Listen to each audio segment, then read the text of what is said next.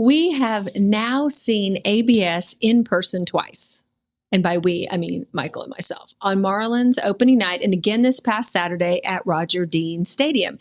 And the first thing I want to say is this is not baseball handing the plate over to robots. That's right. This is the challenge system, more specifically the automated ball strike challenge system, I believe it is. Automated ball strike system, yes. All right. The umpire still makes the original ball strike call, and then the batter, pitcher, or catcher gets a very short window to challenge it. So this is not a replacement. It is limited review, and that distinction matters. And honestly, that is why this is more interesting than lazy robot umps, that whole lazy robot umps conversation. The real story is not automation. The real story is how baseball designed a hybrid. You're listening to the AAA Ball and Play podcast. Quick note, this is for education and entertainment. Nothing here is legal, tax, or financial advice, and nothing we say creates an athlete-agent relationship. Listening or contacting us does not make us your lawyers or your agents. For advice, talk to a qualified professional in your state. The rules are pretty clean. Each team starts with 2 challenges. If you win the challenge, you keep it. If you lose it, then it's gone. And if you reach extra innings with none left, you get 1 challenge back for that inning. Only the batter, the pitcher, or the catcher can initiate it, not the dugout, not the manager. And it has to happen almost immediately, roughly within 2 seconds. That speed is not accidental. It is there to stop outside help and force real-time judgment. Which means the system is not just technological, it is behavioral. Yep. It demands instant conviction. Baseball has been flirting with this idea forever. MLB's own historical overview traces electrical umpire talk back to the 1930s, then Branch Rickey experimenting with electronic ideas in the 50s, and then modern tracking tech finally making real testing possible. And the modern road matters. The full ABS in the Atlantic League in 2019, challenge testing in the Florida State League in 2022, AAA experiments after that, then MLB's full challenge rollout in 2026. So this was not a one-off gimmick. Baseball spent years deciding not just whether it wanted ABS, but which version of ABS it could actually live with. And what baseball decided is revealing. It did not choose full ABS for the majors. It chose the challenge model. That tells you the league wanted a middle ground. Fix the worst misses, but do not erase the home plate umpire or destroy catcher framing overnight. Exactly. In the minors, full ABS kept looking a little too sterile, and a little too disruptive. Yeah. The challenge system preserves the human call on the overwhelming majority of pitches while still giving the game a way to correct a pitch that really matters. That is why I think hybrid due process is actually the best way to understand this. I like that. I really do. So this is also why the minors matter so much in the story. MLB has used the minor leagues as its laboratory for years. Pitch timer, bigger bases, pickoff adjustments, all of it. ABS fits that exact pattern. The minors are not just developing players. They are developing rules, broadcast language, umpire adjustment, challenge habits, and fan tolerance for change. So when people ask why MILB matters here, well, the answer is simple. Because the majors are often borrowing tomorrow from the minors. Now, here's where the conversation gets thornier. ABS is not just increasing accountability, it is increasing visibility. When a challenge happens, everybody looks up. The stadium sees the result, the broadcast sees the result, the umpire is, in effect, being graded in public. And that is where the umpire concerns comes in. The pushback is not just, this is embarrassing. Yeah. It is also, are we being held to a machine-like standard, for calls separated by fractions of an inch? That is a very different thing from asking whether an umpire missed a call badly. And when you look at the public challenge log, you can see why that concern exists. Now, TapToChallenge, which is an amazing website, I suggest everybody goes and looks at it. TapToChallenge's overturned challenges page through April 7th shows, called strikes overturned on misses of about 0.59 inches, 0.53 inches, 0.52 inches, 0.49, 0.48, and 0.44 inches off of the zone edge. Which means the system is doing two things at once. It is fixing misses, okay, but it is also training fans to think in decimal points. Yeah. That is not the old baseball argument anymore. That is an engineering argument laid over a baseball game. And that is why some umpires can feel undermined even when the system is technically working as designed. The early umpire leaderboard tells the same story. Your earlier week 3 reporting had Chad Whitson at 7 challenge calls, 7 overturns, Mike Estabrook at 12 challenged and 11 overturned, and Andy Fletcher at 17 challenged with 15 overturned. And then on the other end, Will Little had just 1 overturn and 10 challenge calls, and Eric Bacchus had 0 overturns and 5. So, yes, there is a real differentiation, right? Some umpires are adjusting faster, some are not. But I also think the system can accidentally prove how hard umpiring already was because a lot of these reversals are microscopic. MLB's own rule geometry helps explain why everyone is recalibrating. The ABS zone is 17 inches wide, with the top set at 53.5% of hitter height and the bottom at 27%. MLB also says the human umpire zone has generally been more rounded and more lenient to pitchers, especially at the top and the bottom.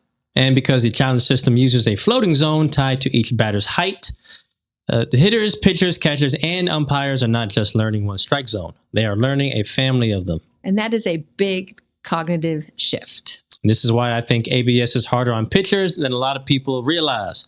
Some of those old, just off the edge freebies are disappearing.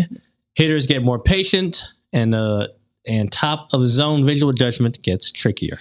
And that lines up with the reporting. Coaches were already saying hitters were getting more patient under ABS, that tall players and catchers were still calibrating the top of the zone, and that even pitch selection might change, especially with the two-seamer because of how late it moves into or out of the zone.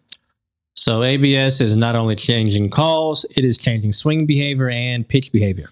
One of the clearest takeaways is that the catcher's job gets more mentally demanding under this. The catcher is receiving, framing, tracking leverage, managing challenge inventory, and deciding in a split second whether this is worth spending one.